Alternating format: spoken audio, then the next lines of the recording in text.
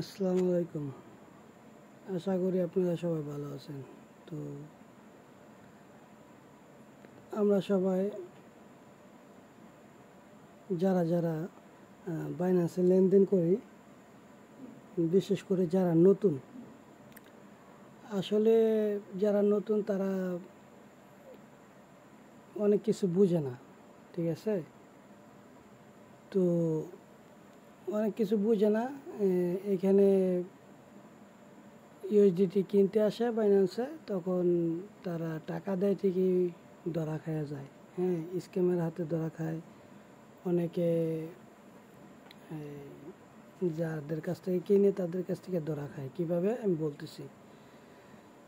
যেমন আজকে আমার কাছে এই এই লোক অর্ডার করছে, ঠিক আছে? এই যে ক্যান্সেল হয়েছে, অর্ডারটা ক্যান্সেল হয়েছে, 5,000 টাকা অর্ডার করছে। তো সে কিভাবে টাকা হারাইছে দেখেন। সে অর্ডার করে বলতেছে যে সে আমার টাকা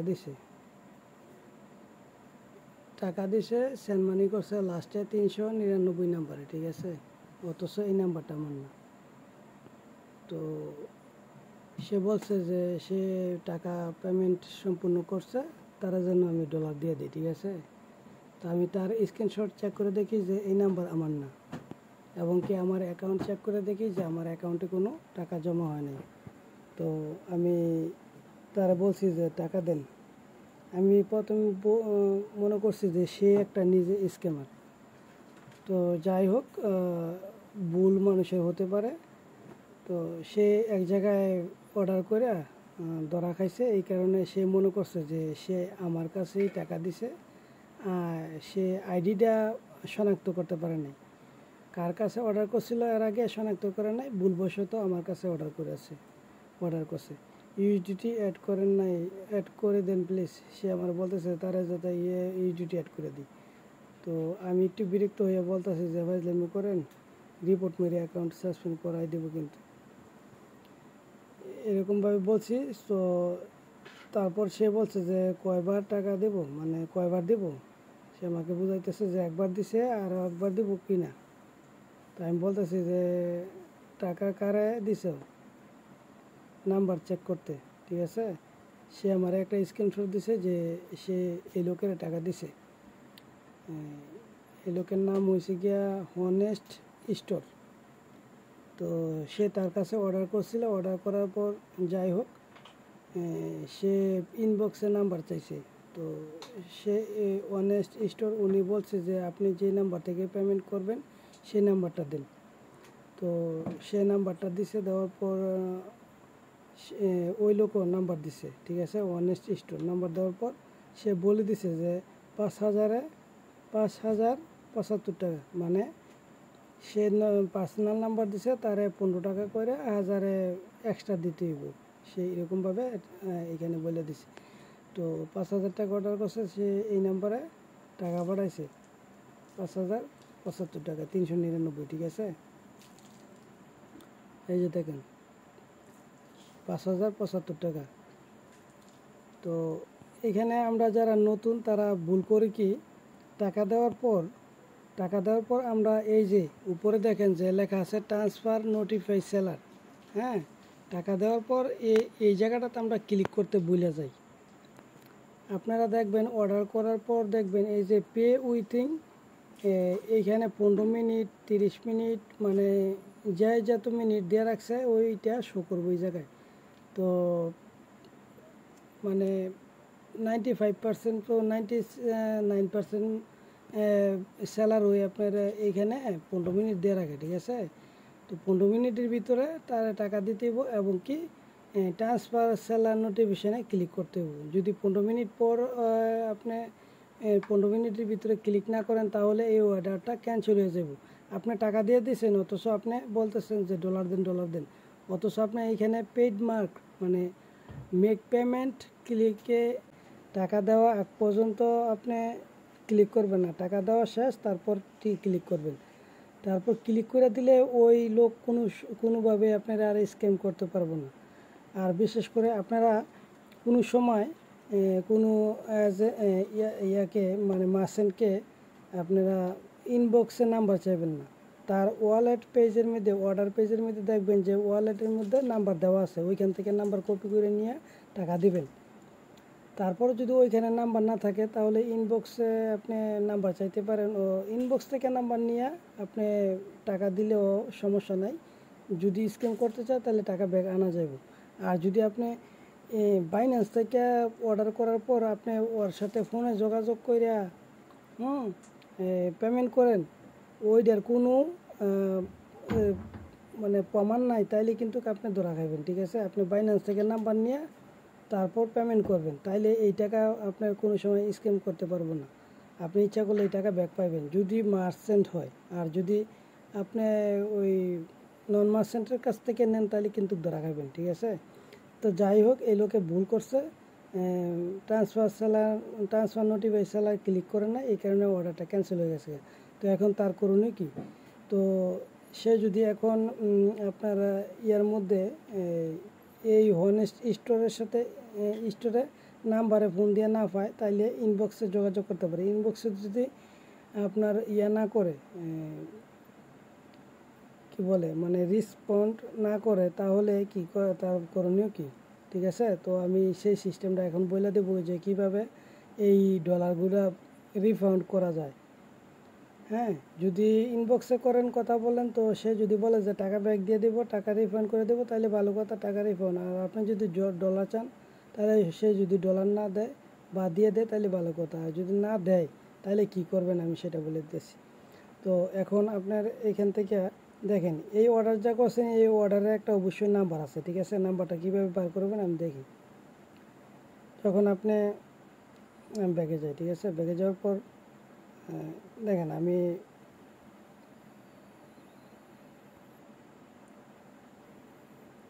বাইন্যান্সে ঢুকলাম, ঢুকার পর দেখেন এইখানে পিটিপি লেখা আছে। ঠিক আছে, কোথায় যাই মোড়ো যাই, মোড়ে যাওয়ার পর পিটিপি লেখা আছে। পিটিপিতে যাওয়ার পর আপনার এখানে অর্ডার হিস্টোরি দেখবেন, অর্ডারে যাইবেন। যদি অর্ডার ক্যান্সেল হয়ে থাকে তাহলে ওই ক্যান্সেলে যাইবেন। ঠিক আছে, আর যদি এইভাবে না পান তাহলে পিটিপিতে যাওয়ার পর অবশ্যই দেখবেন আপনাদের এখানে থ্রি ডট আছে। থ্রি ডটে ক্লিক করার পর অর্ডার হিস্টোরি দেখবেন। অর্ডার হিস্টোরি যাবেন, যাওয়ার পর ক্যান্সেল হয়ে গেলে ক্যান্সেলে যাবেন। যাওয়ার পর এইখানে দেখবেন একটা অর্ডার নাম্বার আছে। ঠিক আছে, এই যে ধরেন আমি সাধারণত এক্সাম্পল হিসেবে এই অর্ডার নাম্বারটা নিলাম। নেওয়ার পর এই অর্ডার নাম্বারটা নিলাম। নেওয়ার পর আমি এখন সিএসের সাথে যোগাযোগ করব। ঠিক আছে, তো সিএসের সাথে যোগাযোগ করার জন্য দেখেন উপরে একটা হেডফোনের আইকন আছে, এটার মধ্যে ক্লিক করব। ক্লিক করার পর আমার লোডিং করে অন্য একটা পেজে নিয়ে যাব। ঠিক আছে, অন্য একটা পেজে নেওয়ার পর আপনি এখানে দেখবেন লেখা you might be looking for. তো এখানে কোনটা দিয়ে আপনারা সিলেক্ট করবেন আমি দেখাই দিতেছি। ঠিক আছে, এখানে রিফ্রেশ দিবেন। রিফ্রেশ দেওয়ার পর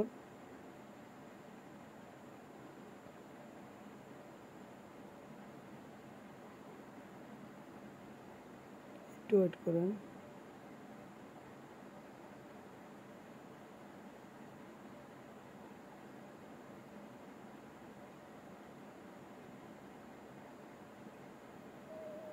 যাই হোক, আমি ওটা পাইতেছি না। তো এনিওয়ে আমি একটা সিলেক্ট করে দেখি যে কি হয়।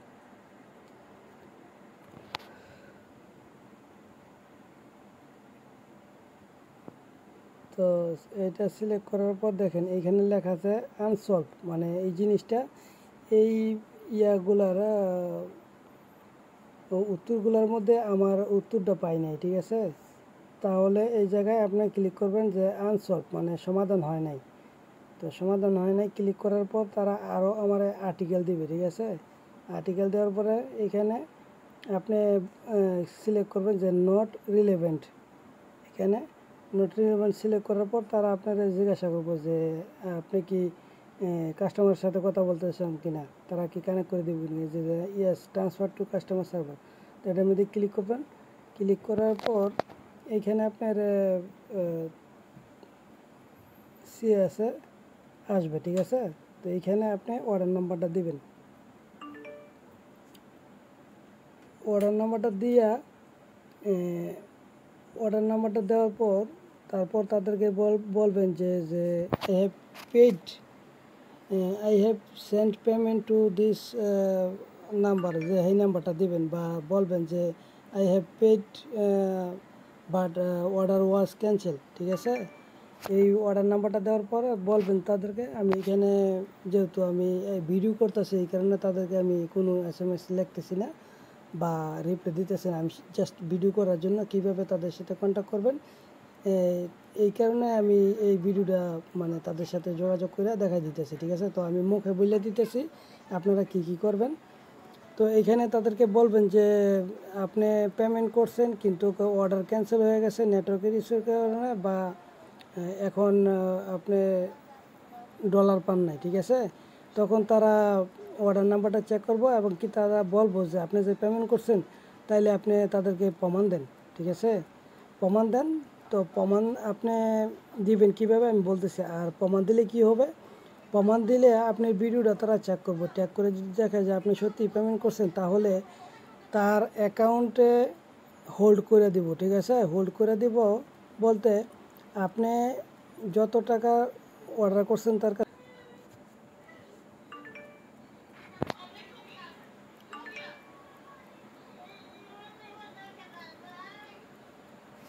তো দাঁড়ান, আমি এখানে অর্ডার নাম্বার দিছি, তো ওর একটু সমস্যা হইতে পারে, যাই হোক আমি এটা ডিসকানেক্ট করে দিই। ঠিক আছে, তো আমি বলতেছি এখন আপনি কি করবেন।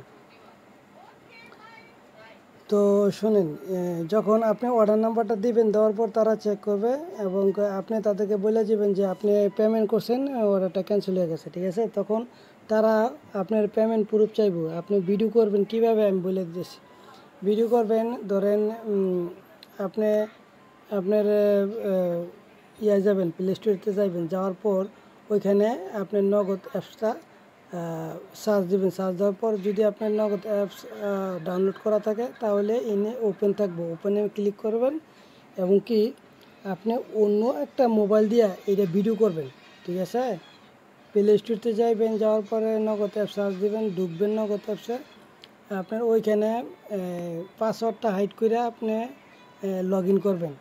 সম্পূর্ণটা অন্য একটা ভিডিও মোবাইল দিয়ে ভিডিও করবেন। ভিডিও করে ওইখানে আপনি যে পেমেন্ট করছেন ওইটা ট্রানজেকশন স্টোরিটা দেখাইবেন ওদেরকে যে আপনি এই নাম্বারে পেমেন্ট করছেন, এইটা ট্রানজেকশন আইডি। ঠিক আছে, এই ভিডিওটা আপনি এই চ্যাট যে করছেন এইখানে দিবেন ওদেরকে যে আপনি পেমেন্ট করছেন, এটা পেমেন্ট প্রুফ দেওয়ার পর ওরা যাচাই বাছাই করবো, যাচাই বাছাই করে ওই অ্যামাউন্ট ফ্রিজ করে লাগবো, মানে আপনি যত ডলার ওর কাছ থেকে পাবেন অত ডলার লক করে লাগবো। ঠিক আছে, তো এই ডলারগুলা আপনার পেমেন্ট করা আগ পর্যন্ত সে কোনো লেনদেন করতে পারবে না বাইন্যান্সে।